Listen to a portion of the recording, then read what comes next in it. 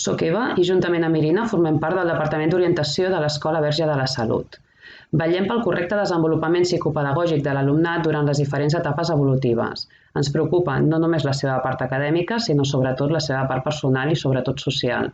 Vetllem, per tant, de manera integral. Què tenim en compte a l'escola inclusiva? El decret 150/2017. I com ho fem? A partir de les diferents mesures que proposa aquest decret. El 80% del nostre temps està ocupat per les mesures de suport universal i per tant va dirigit a tots els alumnes en tots els entorns i amb accions preventives. Mentre que el 15% les mesures són addicionals, per tant és una atenció més específica, però és flexible en el temps. I el 5% restant són mesures totalment intensives i per tant tenen una alta intensitat i té una llarga durada.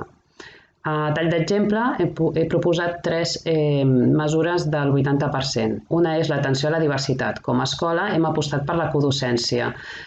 Per tant, atenem 2 professors en una aula, concretament a les instrumentals, als diferents alumnes. L'altra és la prevenció. Hem fet i hem elaborat optatives on es treballen la vessant d'emocions per tal de poder construir aquests alumnes. I per últim, el seguiment està present a les diferents reunions del claustre per tal de fer un seguiment exhaustiu dels diferents alumnes que tenim, veient les dificultats acadèmiques o altre tipus de dificultats que poden sortir en aquestes reunions.